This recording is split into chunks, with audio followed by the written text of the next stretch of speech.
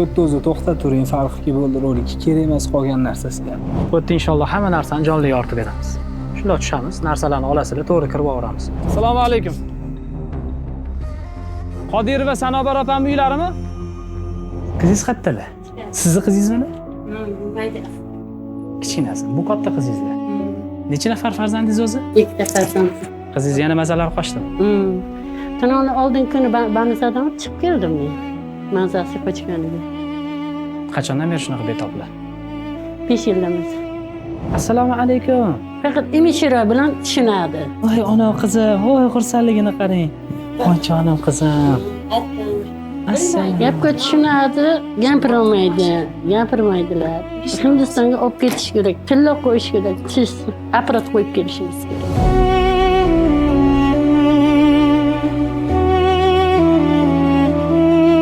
Subhanalloh. Zarnigor shunchaki ko'chaga chiqib orqa tomoni bilan yiqiladi. Boshning orqa chanoq qismi sinish oqibatida miyasi o'sishdan to'xtab qoladi. Kundan kunga ahvoli yomonlashib shu holatga kelib qolgan. Shifokorlar, hindistonlik jarrohlar buni imkoniyati bor deyishyapti, lekin 20 ming dollardan 25 ming dollargacha pul ketishi mumkin. 5 yil bo'ldimi shu holat? 5 yil bo'ldi shu to'shakka qolgan. 5 yil avval qanaqa holat edilar? 3-sinfgacha yurgan edi bolam. Shu 3-sinfdan keyin 4-sinfdan keyin shu ahvolga qoldi. Uni iloji bo'lsa Hindistonga olib ketishimiz kerak. Davosi bor bachcham. Necha pul ketadi deyishdi?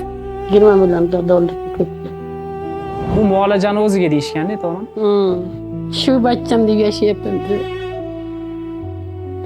Tunni oldin kuni Banisadan olib chiqdim.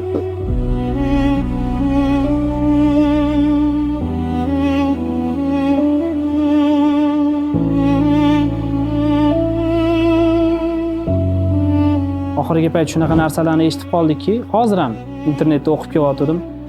Sizlar faqat qiynalgan joylarni olasizlar, yaxshi sharoitlarni ko'rsatmaysizlar borgan oilalaringlarni deydi. Subhanalloh.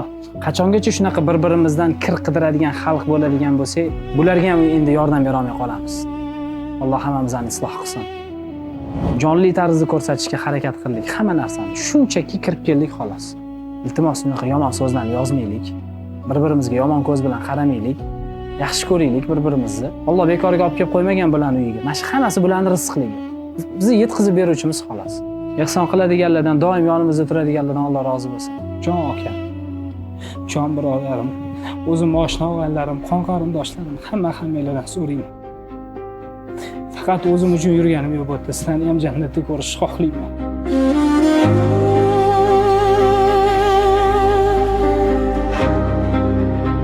Alloh so'raydi, sen sog'lomligingni nima qilgan eding? Bular kasalligida sabr qilgan edi. Sen sog'lomligingni nima qilib shukr qilgan eding deydi. Nima deymiz? Arzimagan tirnog'imiz ichiga o'sib qolsa doktorga yuguramiz. Yetar endi, shuncha ne'matni chidamiz. Nima ko'rsataylik yana? Bizani duo qiling, xo'pmi? Biz gunohkorlarni duo qiling, bo'ptimi? Men Allohdan qo'rqaman qizim. Shuning uchun sizni xizmatingizdaman, jonim bolam, xo'pmi? Bilaman, eshityapsiz, bilyapsiz, xo'pmi qizim? Bo'ptimi? Duo qiling, xo'pmi? Hammasi yaxshi bo'ladi.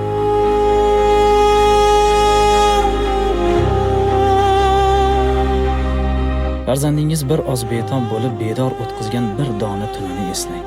Bu onaxonda esa farzandi bilan bunday tunlar 10 yildan beri davom etmoqda. Yurak Amri xayriya fondining tibbiyot yo'nalishiga albatta ehson qiling. Tez orada onaxonning quvonch ko'z yoshlarini to'kkan video roliklarini sizga taqdim etish nasib etsin. Yurak Amri xayriya jamoat fondi. Olganim emas, berganim o'zimniki.